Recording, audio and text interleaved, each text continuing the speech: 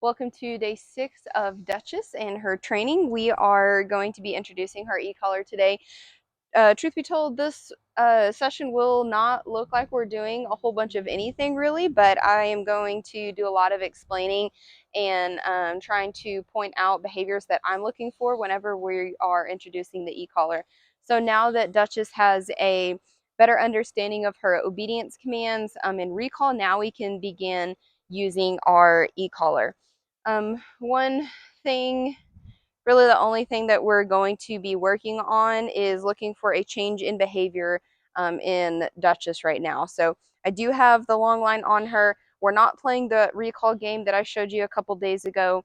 I am going to be pairing the e-collar stem with the pressure of the leash. So Duchess knows leash, come with me, like this. Duchess, this way, come on. I can kind of guide her in my direction. That is the leash communication.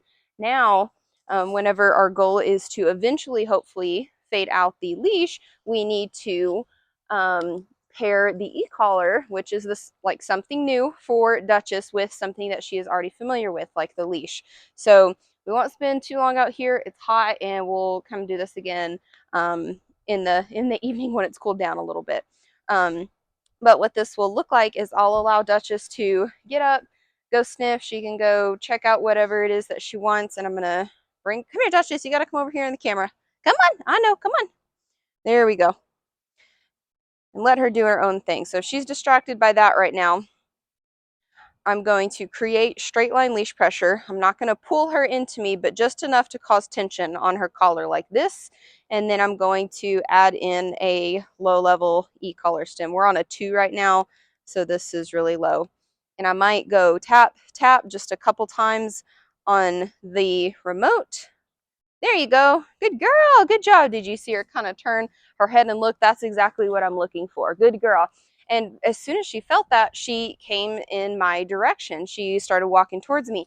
As soon as she did that, I let go of the pressure on the e-collar. It's, again, super low levels. I don't want Duchess to be afraid of it. I just want this to be another form of communication for her. So that's why we're going to stay in the single digits. And Duchess, that was a 2. I believe, which is really low. I'm very happy with that. So dogs are more sensitive than humans are, so you always need to be aware of the levels that you're working at on your remote. Okay, so she can check stuff out. I'm gonna give a little pressure on her leash. No, we're not gonna roll. Don't roll. Don't roll.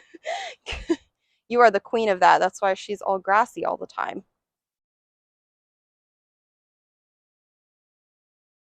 Okay, she threw her head there. She probably feels a little bit of a sensation. I'm gonna get to the side of her. Good girl, this way. And help her out a little bit. If she, that was a fly. She looks at me, she's like she's a little bit confused. I'll encourage her with a verbal recall, but other than that, I really want her to figure this out on her own. Good. Come on. Yes, there you go. Good job. She twitched her head a little bit. I don't know if you could totally see that in the camera because it was in my direction, but as soon as she did that, I did stop the pressure and I said, Duchess, here, or come here, to give her a little bit of encouragement. Since this is new to her, I just want to get the recall down and have her understand that e-collar stem means recall, means to come back to me.